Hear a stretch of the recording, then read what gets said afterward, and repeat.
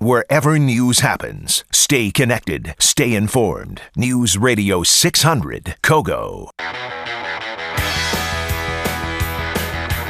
Hey everybody, we're back here. Good morning to you. It is Real Estate Exposed with Dan Beer of Windermere Homes and Estates and my friend Todd Pianin at Samuel Scott Financial. Good morning, Todd. Good morning, Dan. This is News Radio 600 KOGO, and we're live in studio. Why don't you call us and connect with us? We want to speak with you, and the phone number is 800-600-KOGO. You can also connect with us anytime off air. This number is good all week long, and that is 858-356-2020. Which you have to apologize, Dan, because last week didn't we? You're gonna call me out for that. I'm gonna call you out for it. Yeah, we did misspeak the phone number, the off-air number last week, but here is the right number. It's 858-356-2020, and we're looking forward to connecting with you all week. Talk about Facebook. We want to pump those likes up. Facebook is facebook.com/Real Estate Exposed, and send your questions in. We'll take you right here live on air. And Todd, you came in this morning. Wait, one more thing I want you to pump up, Dan. What is it? Because we're kind of becoming celebrities. Where can people meet us next Saturday? You know, I'd love to do that. So next Saturday, we're having a big food truck and picnic, food truck festival and big friends and family picnic where we're having the fire department out. They're going to be touring kids with their truck. Some of the best food trucks in town are coming out. We're going to have a whole petting zoo that an animal shelter is bringing for the kids. We're going to have games and all kinds of surprises. We're looking at face painters and animal balloon people. It's just going to be an awesome day for you, your kids, your family. So come out. Who do you get to meet there? It's Todd and I are both going to be there. Our teams are going to be there. Our clients, our friends, our families, and your neighbors. Your neighbors will be there, exactly. So we'd love to have you. This is going to take place at Willow Grove Elementary School's park right next door. So if you look up Willow Grove Elementary School, and the zip code there is 92127, and there's a giant park right next to the school, and we'll just spend the day together. Starts at 12. You'll be able to see Dan and I. We'll have T-shirts on. Our teams will have T-shirts on. We're super excited about it. We can't wait to meet all you folks out there, and we'll be able to take your questions live there as well. Yes, we will. But Todd, I saw you this morning, and you came in all hot and bothered about something. Yes. And what's going on? What is on your mind? Because I know you're steamed up about something that happened this week. Well, I wouldn't say steamed up, but I'm assuming you're talking about real estate people buying homes without using a real estate agent. Are we talking about the I know you went through some of that this week. Are we talking about the San Diego the new stadium being built in Carson? Where are we headed? You have a lot of steam going on. Well, let's touch on the Chargers first. Okay. All right. So you're actually originally from LA. Yep. You're here now. Yes. And your team is leaving you again, so it's about to happen to you for the second time. Yeah. It's Maybe. I think you need to call a couple of the coaches and players that you've sold and bought homes for there, Dan. So, I mean, look, this is a major issue in San Diego, and it's something that, frankly, I have no idea what's going to happen. Todd, I don't think you have any idea what's going to happen, but it's it shouldn't be lost on anybody what a huge, devastating, just moral loss this would be for the city. Yep. I mean, look, didn't you just say you were at a Padres game on Friday night and like they were chanting and you felt like the hometown spirit and you felt like they were chanting, my hometown, beat LA, beat LA. I have a question. You thinking when they play at Dodger Stadium, you think they're going beat SD, beat SD? No, I don't think they ever mentioned beat SD. And what's behind that is, I have no problem with the chant and spirit. I realize it's the city coming together and chanting beat LA at a Padre game. That's all great. But I think the psychology behind it is similar to how we're allowing ourselves to possibly lose this team, where we have this small town mentality sometimes. Not the Padres we're talking about. The Chargers. We have a small town mentality sometimes in San Diego, and losing the Chargers is going to be devastating. I mean, we need a team like that. We are San Diego, America's finest city. Yes. I mean, let's act like it. And we need a football team. We need our football team to stay. It's and just let alone the revenues that come in, the bars, the restaurant, food and beverage scene, the hotel revenues. The celebrities. I mean, how cool is it? I mean, when I go to a bar or a restaurant and I run into a Charger player. I mean, it's Look, awesome. I'm not going to claim to understand all the economics behind the team and and the city and their dynamics. But what I do know is that living in what I would consider to be a world-class city, we should have a team. Okay, we should have a team if Green Bay, Wisconsin has a team. We should have a team if Cincinnati has a team. We should have a team if Cleveland has a team. Agreed. Okay? I mean, this is San Diego, and we need to start acting and behaving and believing that we are the world-class city that we are. And it's just going to personally make me just super sad. If there's anybody, if you're listening to this right now and you're listening to Real Estate Exposed on KOGO 600, live. And if you're listening, we are live. You're listening and you have thoughts on the Chargers moving. You're for it. You're against it. Call us. We want to hear from you. We want to know why you feel the way you do, and hopefully they'll find a way to keep these guys in town, make it financially feasible and beneficial for all parties involved, and keep this city growing and thriving. Because I'm telling you, I was just downtown, like you said. I was there Friday night at the Padre game in East Village. Right. And, man, that thing wouldn't be what it is without the Padres having built that stadium. It is incredible what's going on there. We are turning into a real powerhouse downtown scene. Yep. And I want to see that amplified once more with the Chargers' help. I hope they stay. I mean, Dan, it's going to be really, really sad if they go to Carson. I mean, two football teams, one stadium. I mean, Lakers and Clippers are doing that in L.A., and it's, you don't really know which team to vote for. I mean, to cheer for when I was in L.A., I had Lakers season tickets, and that's when the Lakers were riding high. But, I mean, having two football teams at one it just... Well, especially if the other team is the Raiders, and the Chargers are going to definitely be little brother. Exactly. So exactly, we'd love for you, if anybody at the Chargers organization is listening, we want you here. We want you to stay, and we want you to be big brother here. We love our city. We love you. We love the city, and it's just a major moral, quality of life issue that really is going to be a devastating hit if you're not here. So let's keep those Chargers. And by the way, not to mention, just again, like the real estate potential, the land values, the tax revenues that could be generated.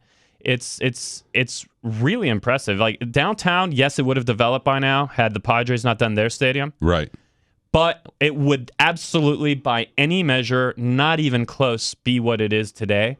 It literally just propelled it, 2 decades probably into the future as far as how rich of a scene there now is that down there. So we're gonna hopefully see them pull through. You're listening to Real Estate Exposed on News Radio 600 KOGO and iHeartRadio. We'll be right back live.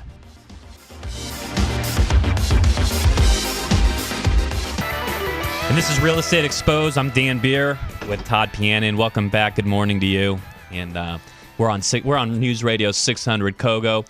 Call us. We're right here. We're live. We're on air. And it is 800-600-KOGO. The phone number again right here live in studio is 800-600-KOGO.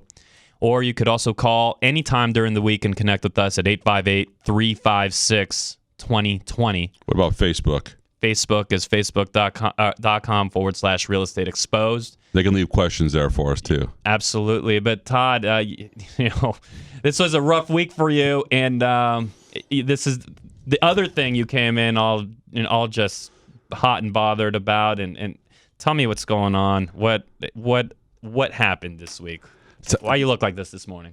It's been a rough week, Dan. I mean, Taisha Lindsay, my partner over at Samuel Scott Financial Group, her and I have been, we've been doing a lot of transactions for your team and other teams out there. But one of the things that got us is we call them save B deals, and those are deals that we get when another lender has been involved, and all of a sudden everything hits the fan and they can't close, and we have to come in and fix the problem and solve the issue.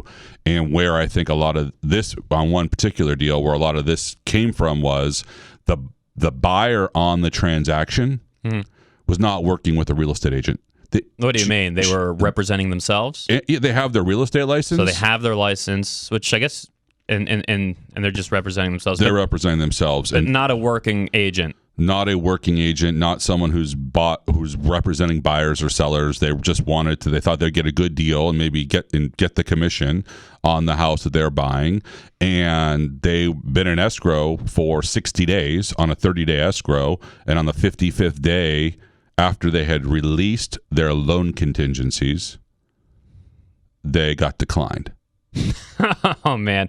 And so if you don't understand the implication of releasing your loan contingency and then getting declined, basically that at that point their initial deposit or their earnest money deposit. Okay? Explain what earnest money deposit basically, is to everybody. when you make a deal as a buyer, within 3 days you make a deposit into escrow. It's like a good faith deposit. It could be anywhere from, typically I like to see that at 3% of the purchase price, but sometimes it'll be maybe 1 or 2% of the purchase price. In any case, it's real money. It goes into escrow. It's protected until you release these contingencies. Correct. And Todd, so you're telling me that you had to save a deal where they were working with someone else. And it gets worse. And released them. And it gets worse. And got rejected. Wow. And it gets worse. At Samuel Scott Financial Group, we were also doing the house they were buying. The sellers were buying another house. And they had released their contingencies on the house that they were buying. Yeah, a big domino effect here of people that are just pissed off and at risk. Yeah. Yeah. And so we jumped in, and within 3 days we got them complete loan approval. We're going to get to docs next week, and we're going to close by the end of next week. So it's pretty exciting for everybody involved. But the problem I'm running into when we work with someone like Brian Danny on your team, he's sort of a go-between for us. Like, we can call him up and we can say, here's what needs to happen, and he can almost talk. He talks to the buyer, right, and he explains what is going on. Everything is crystal clear, and we're always driving home clarity, process. I mean, it's there has to be a high degree of sensitive just handling, especially of any issue revolving contingencies and whether or not they be released. Right. Because at that point, your client's money is at risk. I mean, these guys released their loan contingency with a suspense. If I were to call Brian on your team and I said, Brian, your buyers got a suspense, and what would Brian release your client's loan contingency? Not for a second. So suspense. So what you understand what suspense means is that the underwriter doesn't have enough information to approve the loan or to deny the loan. Wow. So, I mean, okay, at the core of this issue, what I'm hearing is, why is this, this is all being tracked back to this person just representing themselves, fogging a mirror at some point and getting a real estate license. I don't want to say fogging a mirror because they are clients of ours. No. And you're totally right. But what I'm saying is, me, okay? Let me bring it back to myself. They thought they were doing the right thing. When I got my license, right, I fogged a mirror. I was I was alive and had like somewhat of a reasonable IQ. Right. And I passed the real estate test, okay? Right. That is a huge issue in our industry and a big problem really for consumers that are at risk. But this is a whole nother topic, which we could definitely jump into here in a moment. Your intelligent, smart client. Yes. What I'm saying is they got the real estate license, not necessarily because they're real estate pros, experts, been through battles and are time tested, but simply because just like me, when I got my license, your client's a smart person, got their license, but doesn't mean they know a thing about getting themselves through a real estate transaction. They're learning, and they're learning a lot on their personal transaction. But what happens in this situation is that we have to jump in and kind of become the real estate agent and have to explain to them what everything means.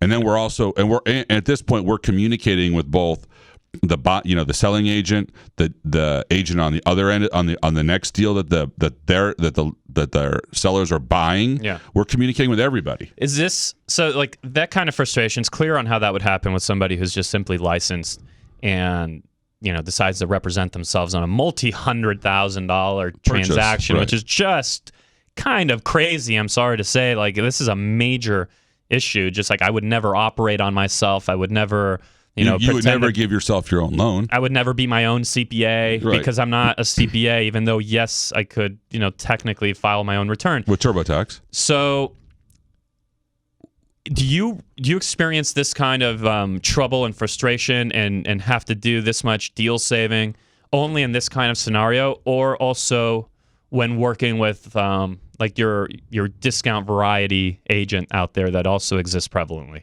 I think that we deal both sides. I think the discount agent side too. I mean, if you look at it, you've got companies, internet companies out there that people think they're going to, they think that, and we've talked about this over and over again about how not using a buyer's agent can be detrimental to you. But there's companies out there that actually, just pay somebody to open the door for someone, and then you have to then pick up the phone as the buyer, and then you have to call your contact person to say, okay, I saw the house, I like the house, can you call me back so we can write an offer so they can get the next person who gets paid $50 to write an offer for you. I mean, that just doesn't happen. I mean, this drama happens with those types of situations as well, because you don't have people who have been in the thick of things. And I know that, even working with people on your team, meaning, working with Brian's had situations where people bring their own lenders to the table, and all of a sudden they don't deliver. And then Brian calls and says, hey, we need, I now need you guys to jump in and get this deal closed for us. The whole topic though of these discount, rebate agents out there, right? It's really, whether you're buying a home and you're being promised some kind of rebate, or if you're selling a home, and I'll go to people's homes because I represent all the sellers that deal with our team, right? And I'll go to their home, and they'll say, so Dan, what's the commission? And as soon as I hear what's the commission, first of all, is that really the most important thing to you as a seller, or are you just trying to make sure you have the biggest check written to you at the end of that transaction? But secondly, we get the same thing, Dan. We get, what's the rate? Yeah, well, but they'll tell me, they'll tell me, well, there was just a guy here and he was charging X or Y or Z, and he had this kind of discount. And I say, I don't doubt it, and I could actually introduce you to a slew of other. I mean, if that's what you're looking for, I'll introduce you to the guy that'll do it for 1%. Right. But you have to be very clear on something.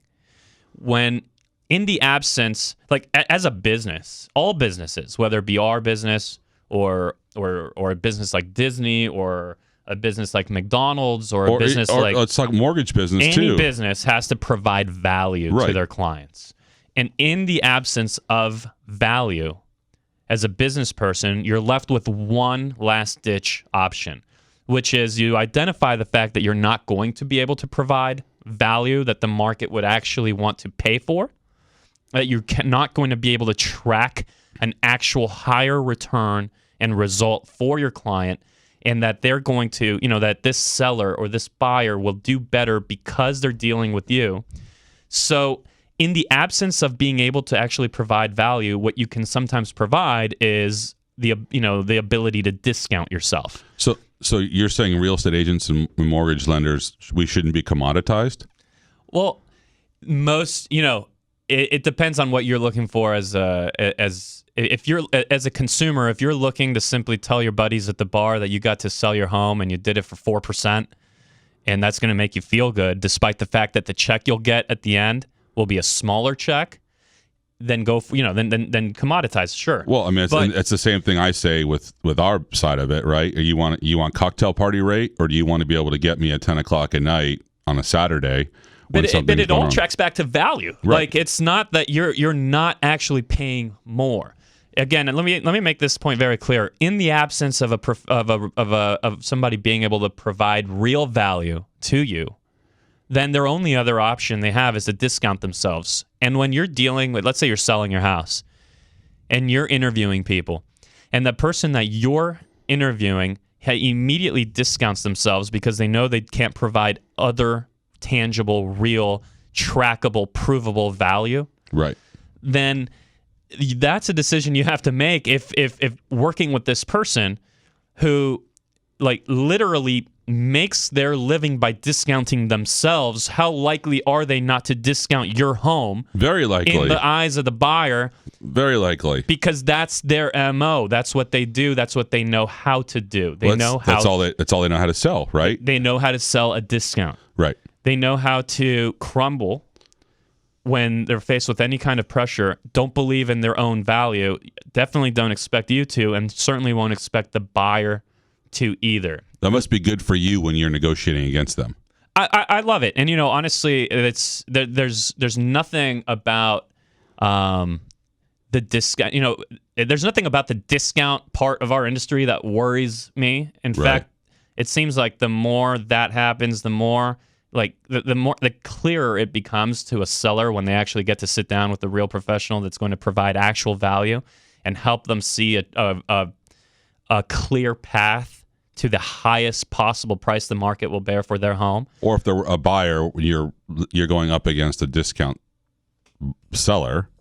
You probably get your buyers a better deal on the house because the seller's saving some money. Correct. And so as a buyer, you want that money in your pocket rather than agreeing to leave it in the seller's pocket. I mean, like what Taish and I do?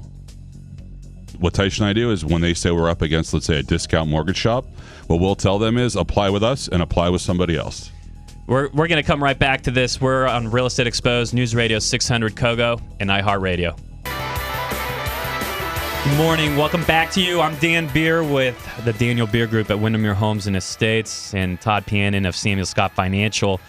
If we want to connect with you, okay? We're here. We're live. We're in studio. It is the phone number to call us here live is 800-600-KOGO. And you can also connect with us all week long at 858-356-2020. You're listening to Real Estate Exposed on News Radio 600 KOGO. Where can I meet us, Dan? And yeah, we'd love for you to come out. We're having a huge food truck festival and picnic at next weekend. Right next weekend. It's next Saturday, May 2nd, starting at noon. If you Google an elementary school called Willow Grove Elementary School, that'll give you the address to code to. There's a big, giant park right next to it. There's going to be all kinds of games, surprises, and just fun for everybody, adults and kids alike. The kids especially are just going to have a blast, and we want it to be a place where we connect with you, the community, our clients. You can meet people that have, you might be thinking about buying or selling a home, and you can talk to people that have just gone through it. And more than anything, though, just have a fun day in the sun where, we kick off our suits and we put on our shorts and T-shirts and just hang out and have fun with you. So, except Dan picked black for our shirts. So if it's a sunny day, our team's going to be sweating. We'd love to do that. If you want any more information on that or just want to connect with us, you can, like I said, call us all week long at 858-356-2020. And Todd, rates continue to just be great. The market's moving fast. You might be thinking about buying a home, or you might even already be in the process out there of making offers on properties. And if that's the case, you want to know that you're working with the right loan program. I always say you should definitely get a second quote on your for your loan, because otherwise you don't know if you have a good deal. You don't know if you have the right person to work with, the right team, the right support, and just the right overall package until you speak to a second group.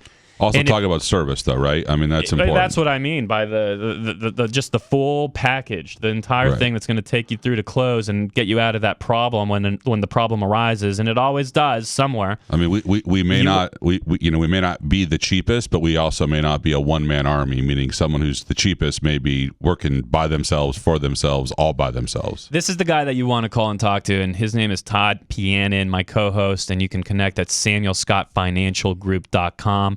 And if you're buying or selling a home, you can definitely reach out to me, the top producing agent and team at all of Windermere Homes and Estates across San Diego County, all offices included. I'll vouch for that, though, too. Love working with your team.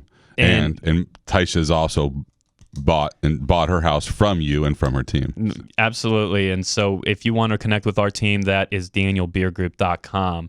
And when I want to jump out of that and into one of the most confusing issues out there for homeowners, home buyers, people thinking about what they're going to do with their real estate, and it surrounds the water issues that we have here in San Diego County.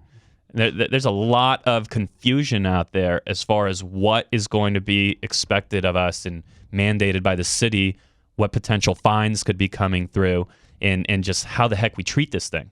What's exactly going on, Dan? Well, that's the thing, right? So here's and I don't claim to be a full-blown expert on this thing, but part of me is Dan Beer, real estate guy, but I'm also a homeowner. Right. And just like all of you, and we all live in this city and have to abide by the rules. And so here's what I know. I know that they've said that you have to cut back your water usage by 20%. So can I ask a question? Or be fined, by the way, or be fined. So can I ask a question? Yeah. So you just bought your house. Exactly. Yeah. So how does that? How do you cut? It's a brand new home. Exactly. So those are the problems that we're facing, right? There's so much confusion out there for people, all kinds of people. People like myself. Well, I just bought the house, so am I supposed to cut back 20% from zero? Like how am I going to be measured? Where am I getting fined or not getting fined? What if you're somebody that's been socially, conscious about this water issue for years? Because water in San Diego is not a brand new topic. I mean, this is ongoing forever. Right. And water conservation has always been something that, you should be doing as a good citizen. So let's say you were that good citizen and have been operating at minimal water usage for years now, and suddenly you have to cut back 20%.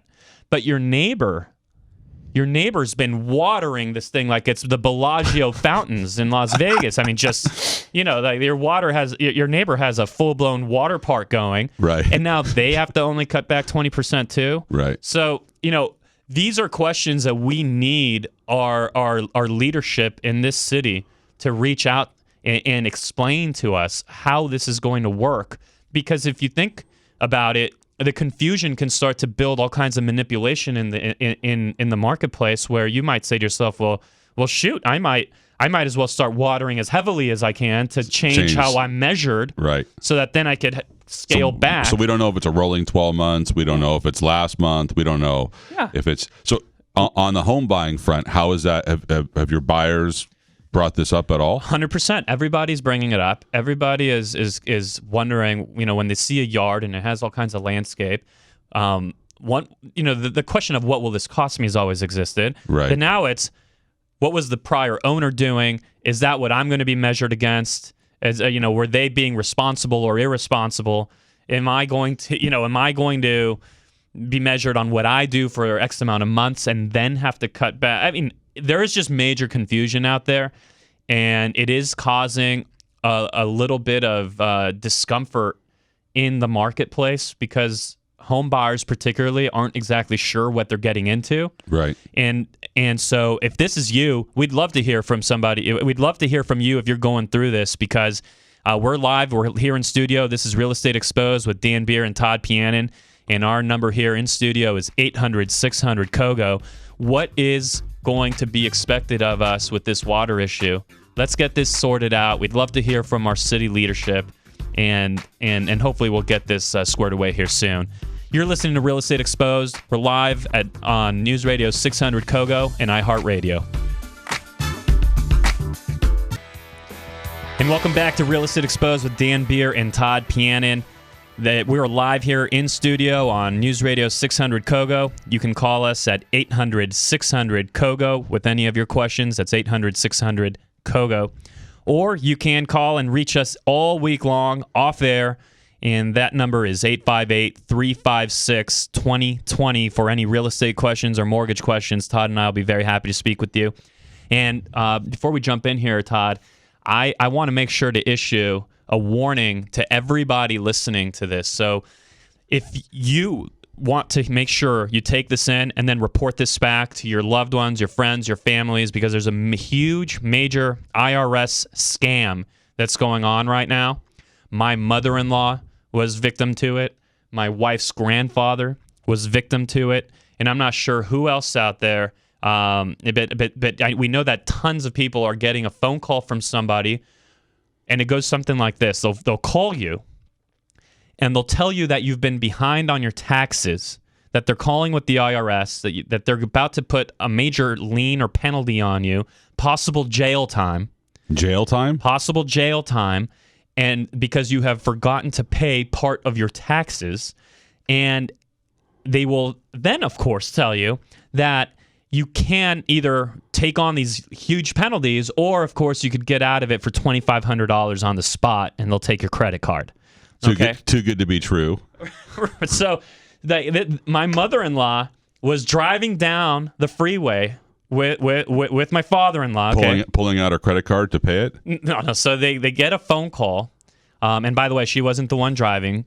My father-in-law was driving, but she receives a phone call on her cell phone, picks it up, and it's somebody telling her, exactly what I just told you and scaring the pants off of her. Wow. And now, mind you, she just moved to this country. She just got her worker's permit. She just got her visa. She just got everything in place. So she hasn't actually generated income. So she's welcome to the USA. Well, she's turning white, right? Freaked out, but at the same time, eventually gathers her wits about her and says, "Well, I have, what is this? Like, I haven't generated any money." Right. And they're like, "Well, when you came to the country, you failed to report what you were bringing in with you." So these guys are pretty sharp. They'll move on their feet.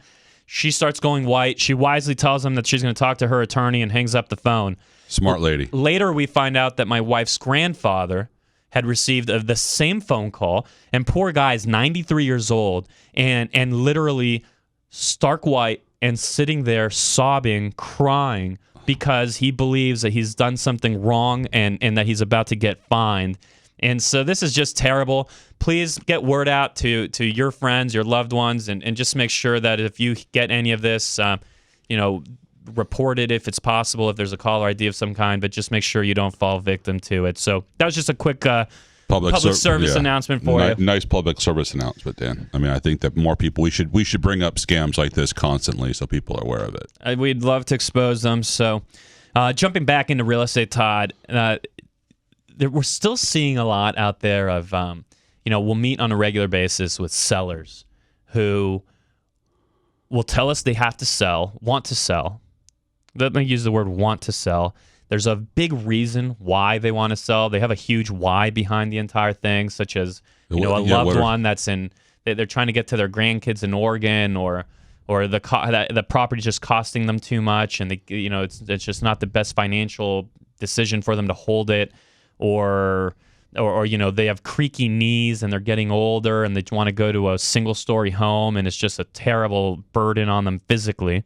But they will not sell their home until they get a number that they have in their head. Okay? And I understand that. We all want to do the best financially that we can do, especially when you jumped in and made this, big investment in your home. Is the number that they bought it for? Is it a certain percentage of profit they want to make? Is it a net number? I mean, explain to me how they're coming to this number, Dan. Sometimes it's what they paid. Sometimes they just want to get out clear. They might have made a purchase right at the peak of the market, maybe even made one of the worst purchases in the marketplace during the peak of the market. Right. Maybe it's just what they believe it's worth. Maybe it's what their Zillow estimate says. I mean, there's all kinds of reasons out there. But I just, I don't want to poke fun at it. What I really want to do is bring clarity to the issue of what you're truly doing when you're deciding to pause your life. Let's say we're talking about somebody that truly is having trouble getting up and down stairs, but is going to stay in the house. Like if this is you and you're going to stay in the house because of a number you have in your head, well, it goes back to that opportunity cost stuff that we always talk about, right? Yeah. Look, the equity you have in your house is not the equity you want to have in your house. It's not the equity you think you have in your house. It's actually the equity you have in your house. Right. All right. If you bought. What does that mean, though? So I mean, if I own my house and it's worth $500,000 today, right, and I have a loan of $200,000. But I put down $300,000 on the house when I bought it 5 years ago, but it's still only worth $500,000. How much equity do I have in the house? Your equity is simply it's simply the value of your house versus what you're going to have to pay to get out of it, whether that be mortgage liens or whatever your liabilities tax are. Or all your liabilities, right? So right. in that example, you'd have $300,000 minus your closing costs. Correct. But it's important for people to understand that if in that scenario where you have a home and it's truly worth $500,000, but you believe it should be $550,000, and you're going to hold out for those $50,000, a lot of questions need to be answered. How long is it going to take you to get the additional $50,000? How long is it going to take? I don't know, and that answer is different depending on, I could give you a guide, but I don't have a crystal ball. Right. And it's going to be dependent on what kind of property you have, where you are, et cetera. But you want to talk about how long will it take, and you're never going to have a true, clear answer on that. But also, the $300,000 in that example you gave, or let's go to an example where maybe you have $100,000 of equity in the property, maybe just so that you're able to connect with it a little easier. And you have $100,000 in this home, but you want to have 150. Well, the moment you decide to keep the home in order to chase down the additional 50, what you're truly doing is you're basically making a decision to buy into your own home as an investment for the hope of making that additional 50. So what I'm saying... So let me ask this the right way. So basically, let's use my example that someone brings you an offer of $500,000, but I want $550 for my house. Right. Do you turn around and ask them, so basically, would you buy your house for $500,000? Well, if you say no to that offer, and I'm not saying it's the right or wrong thing to say no, right, but to process this consciously and just logically, the moment you said no to somebody that literally wanted to write you a $500,000 check, you've decided that you're buying the property for $500,000. It's like you've just said no to the $500,000 check. So essentially, you're deciding that your best financial opportunity is to buy your home back for $500,000 because you think it'll be $550,000. Do you ever get sellers who like someone writes an offer on a house and they just say it's too low, I don't even want to counter? Absolutely. You'll get those people, and you want to stay in the game. If you get an offer that you think is low, think about it this way. Just like you want to do the best you can for yourself, the buyer wants to do the best they can for themselves. And I'll tell you, I have seen tremendous gaps bridged where you just keep that conversation alive as a seller and you want to respond. And you want to ask yourself, if I have $100,000 of equity according to the market, not according to what I think, but according to the market, if that's what I have, would I today show up to my address and buy my home and put my $100,000 to work here in the hopes of getting it to a number that maybe isn't really supported by what's happening in the marketplace, isn't supported by what the neighbors have sold for, isn't supported by any actual data, but it's what I want it to be? Or would I take my $100,000 and put it to work elsewhere? Because remember, your equity is your money, your actual hard-earned cash, and you need it working for you in the best place possible. And even though we are real estate people, even though this is a real estate themed show, we are not advocating that you always need to have your money in a real estate asset if there are better alternatives for that money. And that $100K has to get to work for you as best it can for you to be able to continue to roll that into, greater returns and build your wealth. And sticking it into a wish price is maybe not going to ultimately yield, prove itself to have been the smartest and best decision for you and your family. It's sort of the memory price too, right? Definitely the memory price comes into effect, but the memory pop, whatever. People remember what they paid, remember what they put in, but they're also not factoring in all the years of love and just pure joy they got out of the property itself. But we're going to have to jump into this more with you off air if you want to connect. That number is 858-356-2020. We're out of time. Have a great day. Saturday. This is Real Estate Exposed on News Radio 600 KOGO.